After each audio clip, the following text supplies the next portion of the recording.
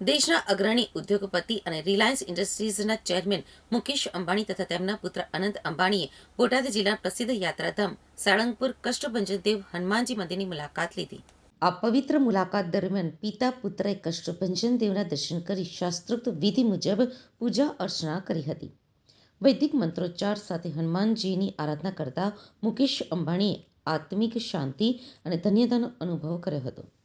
મંદિર પરિસરમાં પહોંચતા જ સંતો અને મહંતોએ મુકેશ અંબાણી અને અનંત અંબાણીનું પરંપરાગત રીતે સ્વાગત કર્યું હતું.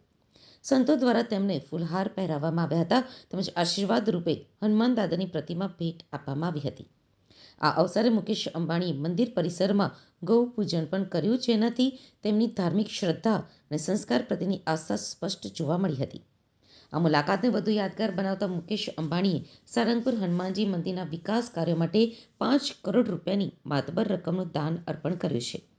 આ દાનથી મંદિરના ઇન્ફ્રાસ્ટ્રક્ચર, સુવિધાઓ અને યાત્રાળુઓ માટેની વ્યવસ્થાઓ વધુ મજબૂત બનશે તેવી આશા વ્યક્ત કરવામાં આવી છે.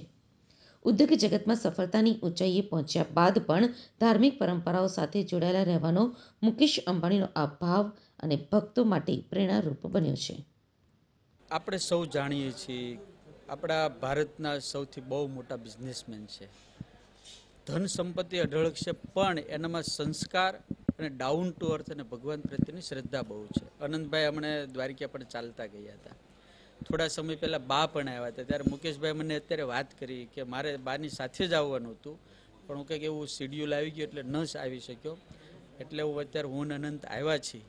પણ હવે વારે વારે અહીંયા દાદા અમને બોલાવે એવી દાદાને પ્રાર્થના કરીએ છીએ. અને એને એટલો બધો ભગવાન પ્રત્યે અને એટલી બધી શ્રદ્ધા છે. એને ધજા ચડાવી, દાદાને આરતી છે કરાવી, પછી દાદાને વસ્ત્ર અર્પણ કર્યા, સરસ મજાની બધી પૂજા કરી. અને પાછું એવું મને કહેતા ગયા કે સ્વામી, દાદાની કાંઈ સેવા હોય તો અમને બતાવજો. અને કે હવે તો મારું આખું ફેમિલી લઈને કે અમે ફરીને પાછા આવશું અને દાદાની આરતી પણ કરવી છે. એટલે અમારા કોઠારી સ્વામી કીધું કે મને ખ્યાલ નથી કે એને કીધું આમાં આરતી જો લાઈવ થાય તો સારું. એને તરત મુકેશભાઈ આનંદને કીધું કે બેટા જે સ્વામીજી કે બધું કરાવી દઈએ આપણે. આવી બધી અમારે એમની સાથે વાત અને ચર્ચા થઈ. દાદાનો પ્રસાદ અર્પણ કર્યો. દાદાની મૂર્તિ સરસ મજાની કષ્ટભંજન દાદાની, પછી કિંગ ઓફ સાળંગપુરની મૂર્તિ પણ આપી. ખૂબ ભગવાનને પ્રાર્થના કરીએ કે આવા લોકોની સાથે ભગવાન રહે અને એમનો બિઝનેસ દિન પ્રતિદિન વધે, તેમાં દેશ અને સમાજનું બધાનું ભલું છે. સ્વામી, આગામી દિવસમાં આરતીને લઈ માત્ર ભારત નહીં પણ વર્લ્ડમાં લોકો ઘર બેઠા દર્શન કરી શકે તે પણ વાત કરીએ. આ વાત કેટલી મહત્વની, શું કહેશો આ વિશે?